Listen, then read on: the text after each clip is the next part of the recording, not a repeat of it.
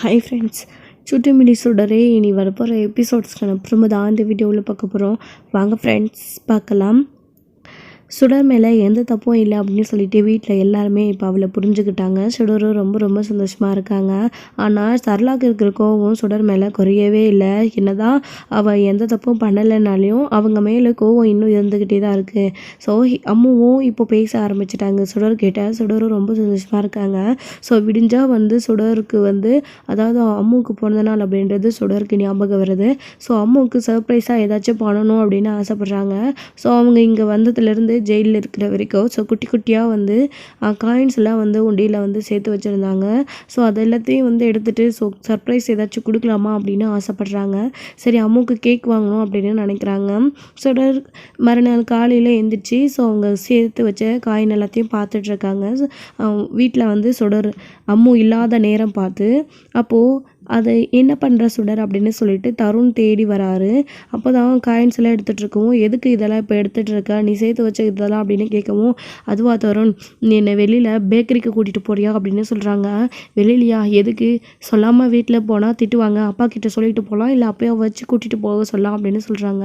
இல்லை தருண், இன்னைக்கு அம்மாவுக்கு பர்த்டே, ஸோ நம்ம நைட்டுக்கு கேக் கட் பண்ணோம், செலப்ரேஷனாக நம்ம போயிட்டு வாங்கிட்டு வரலாமா, அதுக்கு தான் சொன்னேன் அப்படின்னவும், சரி இதை நம்ம அப்பாக்கிட்டே சொல்லிட்டு போகலாமே, அம்முக்கு தானே சர்ப்ரைஸு, அதான் அப்பாவுக்கு சொல்லாதால அப்படின்னு சொல்லவும், சரி சொல்லாமல் போனால் மாமாவும் திட்டுவார், நம்ம மாமா கிட்டே சொல்லிகிட்டே போகலாம் அப்படின்னு சொல்லிட்டு ஸோ அந்த காயின்லாம் சேர்த்து வச்ச காயினை எவ்வளோ இருக்குதுன்னு சொல்லிட்டு கவுண்ட் பண்ணி எடுத்துக்கிறாங்க. அதுக்கப்புறமா சண்முகத்துக்கிட்ட போகிறாங்க. சண்முகமும் அங்கே வெளியே உட்காந்து துணி தைச்சிட்ருக்காரு. என்னப்பா சுடர், என்ன தருண், 2 பேரும் சேர்ந்து வந்திருக்கீங்க அப்படின்னு. அப்பா சுடர் கேக் வாங்கணும்னு ஆசைப்பட்றாப்பா அப்படின்னு சொன்னதும், எதுக்குடா கேக்கு அப்படின்னு சொல்லுவோம்.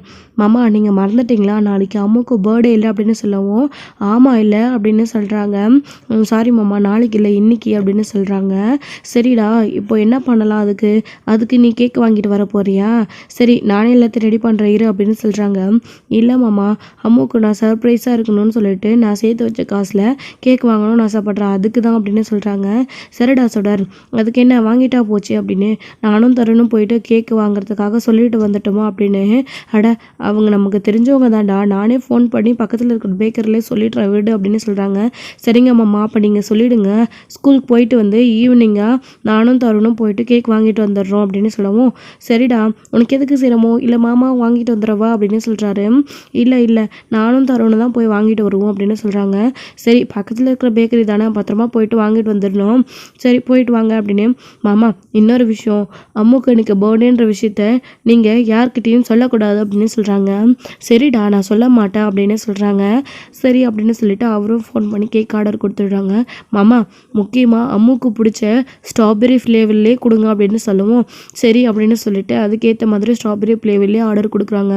ஆமாம் எவ்வளோடா சுடர் அப்படின்னு கேட்கவும், மாமா என்கிட்ட பாருங்கள் இவ்வளோதான் இருக்குது, இந்த காசுக்கு ஏற்ற மாதிரி கேக் சொல்கிறீங்களா அப்படின்னு சொல்லவும், இந்த காசுக்கு எப்படியும் ஒரு 1/2 kg வரும்டா அப்படின்னு சொல்லவும், சரிங்க மாமா அப்படியே சொல்லிவிடுங்க அப்படின்னு சொல்லவும், அதுக்கேற்ற மாதிரியே சொல்லிடுறாங்க. சுடர் கிட்டத்தட்ட ஒரு 400 ரூபாய் கிட்ட சேர்த்து வச்சுருக்காங்க. அவ்வளோதான் அவங்களால சேர்க்க முடிஞ்சது கேக் வாங்கி வெட்டுறதுக்காக. கேக் மட்டுமே இந்த காசுக்கு வாங்கினா பத்துமா சுடர், அத்தைக்காக ஹாப்பி பர்த்டே டெக்கரேஷன் பலூன் இதெல்லாம் வாங்கணும்ல அப்படின்னு சொல்லவும், அதுக்கு என்கிட்ட காசு இல்லையே அப்படின்னு. சுடர் எங்கே பாரு, என் தங்கச்சி அவளுக்கு பர்த்டேன்னு எனக்கே ஞாபகம் இல்லை, நீ ஞாபகம் வச்சுட்டு சொல்கிற, கேட்க நீ வாங்கிக்கோ, மற்றது ஏற்பாடெல்லாம் நான் பண்ணுறேன் என்ன சரியா அப்படின்னு சொல்லவும், சரிங்க மாமான்னு ரொம்ப ரொம்ப சந்தோஷம் சுடருக்கு. சரி போடா அப்படின்னு சொல்லிட்டு இவங்களும் ஃபோன் பண்ணி 1/2 kg ஸ்ட்ராபெரி கேக் ஆர்டர் பண்ணுறாங்க. ஸோ இன்னொரு சைடு அவங்க ஸ்கூலுக்கு கிளம்பிடுறாங்க. அம்மாவும் போயிட்டு வரட்டுமா, பாய் அம்மோ அப்படின்னு சொல்கிறாங்க. சரின்னு சொல்லிட்டு அவங்களும் கிளம்பிடுறாங்க. இன்றைக்கி அவங்களுக்கு பர்த்டேன்ற விஷயம் அவங்களுக்கும் தெரிஞ்சாலையும் யாருக்குமே ஞாபகம் இல்லை. அது மட்டும் இல்லாமல் ஜெயிலேருந்து வந்த நமக்கு எதுக்கு கேக் கட் பண்ணுறதெல்லாம், இப்போ நம்ம இருக்கிற சுச்சுவேஷனில் இதெல்லாம் தேவையா, இல்லை நம்ம பிறந்த நாள்னு எதுக்கு இருக்கணும், நமக்கு ஞாபகம் வச்சுக்கணும், வேண்டாம் அப்படின்னு சொல்லிட்டு அவங்க விட்டுடுறாங்க.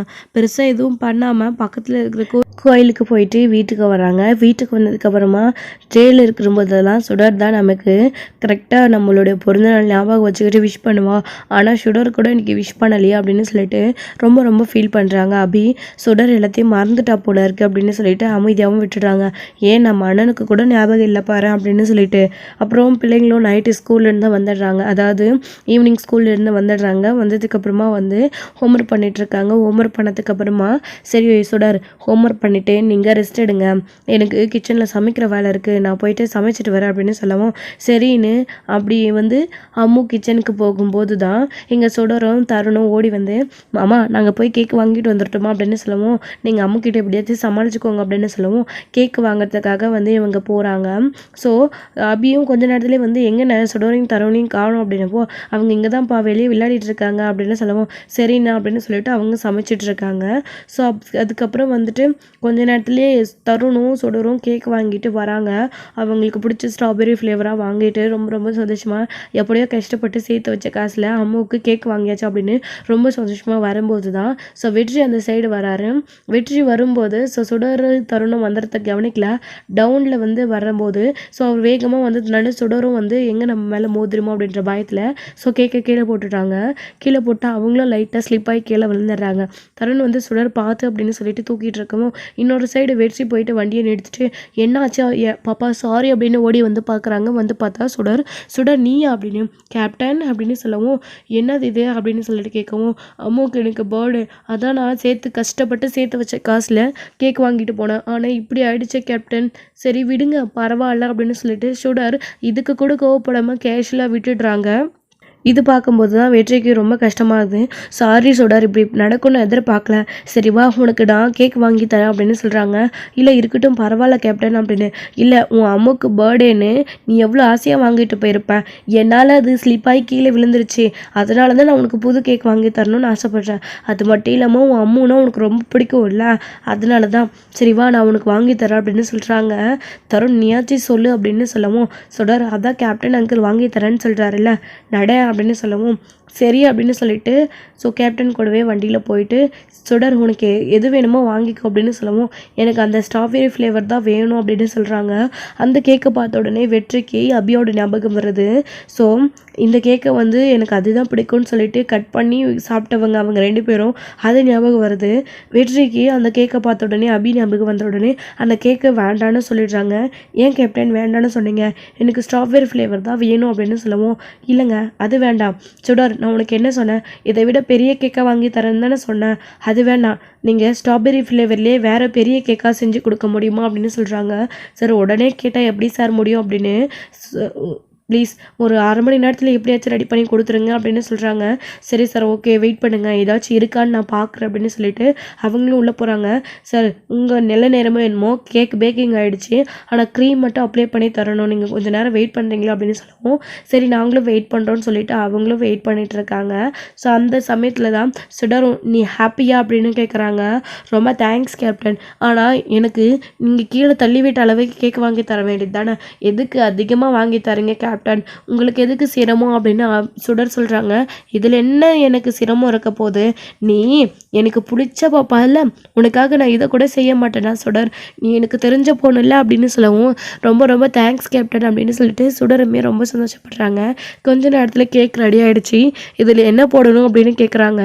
ஸோ சுடர் என்ன போடணும் அப்படின்னு கேட்கும்போது தான் நான் சொல்கிறேன் அப்படின்னு சொல்கிறாங்க. சரி வாங்க நீங்கள் உள்ளே வந்து சொல்லுங்கள் அப்படின்னு சொல்லும்போது வெற்றிக்கு ஃபோன் வந்துடுதா, நான் ஃபோன் பேசிட்டு வந்துடுறேன், நீயே அதில் என்ன போடணும்னு சொல்லிட்டு போய் போட்டுக்கோ சுடர் அப்படின்னு சொன்னதும் நேம் போடணும் அப்படின்னு சொல்லிட்டு உள்ளே போயிட்டு சுடர் சொல்ல அபி அப்படின்னு சொல்லிட்டு நேம் போடுறாங்க. அவங்களுடைய வயசையும் மென்ஷன் பண்ணி ஸோ அபியோட பேரை போட்டு கேக் வந்து ரெடி பண்ணிடுறாங்க. ரெடி பண்ண உடனே பேக் பண்ணி அது கொண்டு வந்துடுறாங்க. கொண்டு வந்த உடனே சார் கொண்டு வந்தாச்சு அப்படின்னு சொல்லவும் சுடர் ஓகேவா வாங்கிட்டியா கரெக்டாக பேர்லாம் போட்டுட்டல அப்படின்னு சொல்லவும் போட்டுட்டேன் அப்படின்னு சொன்ன உடனே எவ்வளோ ஆச்சுன்னு சொல்லிட்டு பே பண்ணிவிட்டு சுடர் கிளம்பலாமான்னு சொல்லிட்டு கேக் எடுத்துகிட்டு வெற்றி வராரு. அப்படி வெற்றி வரும்போது தருண் இதை பத்திரமா பிடிச்சிக்கோ அப்படின்னு சொல்லிட்டு உங்களை கூட்டிகிட்டு போய் நானே வீட்டில் ட்ராப் பண்ணுறேன் அப்படின்னு சொல்கிறாரு. இல்லை கேப்டன் பரவாயில்ல அப்படின்னு, இருக்கட்டும் வா சுடர் அப்படின்னு சொல்லிட்டு தருண் கையில் கேக் கொடுத்துட்டு ஏறி உட்காந்துக்கிறாங்க வெற்றி சுடர். அதுக்கப்புறம் வெற்றி கிட்டேயே கொடுத்துட்டு வண்டியில் ஏறி உட்காந்துட்டு தருண் திரும்பவும் கேக் பிடிச்சிக்கிட்டு வந்து கேக் எடுத்துகிட்டு வீட்டுக்கு போகிறாங்க. ஸோ வீட்டுக்கிட்ட போயிட்டு வெற்றி நிறுத்துறாரு வண்டியை. நிறுத்திட்ட உடனே கேக்கையும் எடுத்துக்கிட்டு இறங்குறாங்க. சாரி கேப்டன், அபிக்கு அதாவது அம்முக்கு இது சர்ப்ரைஸாக நாங்கள் வெட்ட போகிறோம், அதனால தான் உங்களெல்லாம் கூப்பிட முடியல, இல்லைன்னா கண்டிப்பாக நான் உங்களை கூப்பிட்ருப்பேன். நைட்டு தான் அம்முக்கு தெரியாமல் இந்த கேக்கை வெட்ட போகிறோம், நான் மாமா, தருண், வீட்டில் எல்லாருமே அப்படின்னு சொல்லவும், சரிடா பரவாயில்ல இருக்கட்டும், நீ உன் அம்மாவோட போய் ஜாலியாக கேக் கட் பண்ணி செலிப்ரேஷன் பண்ண என்ன அப்படின்னு இங்கே வெற்றி சொல்லவும், சரிங்க கேப்டன் அப்படின்னு சொல்லிட்டு ஸோ அவரும் அங்கேருந்து கிளம்பி போயிடுறாங்க. இவங்க தருண், நீ போயிட்டு முதல்ல வீட்டில் அம்மா அம்மு எல்லாரும் எங்கே இருக்காங்கன்னு பார்த்துட்டு வரையா, நான் கேக் எடுத்துகிட்டு வரேன் அப்படின்னு சொல்லவும் சரின்னு சொல்கிறாங்க. உள்ளே போயிட்டு பார்க்குறாங்க, இன்னமும் கிச்சனில் தான் அவங்க சமைச்சிட்டு இருக்காங்க. ஸோ தியாவும் அவளுடைய அம்மாவும் ரூமில் இருக்காங்க.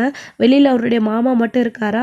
ஸோ அப்போது சுடர், வா யாரும் இல்லை, அப்பா மட்டும் தான் இருக்காரு அப்படின்னு சொல்லவும், ஸோ சுடரும் கேக் எடுத்துக்கிட்டு பார்த்து பத்திரம் அப்படின்னு சொல்லிட்டு 2 பேரும் பிடிச்சிட்டு வருவோம்.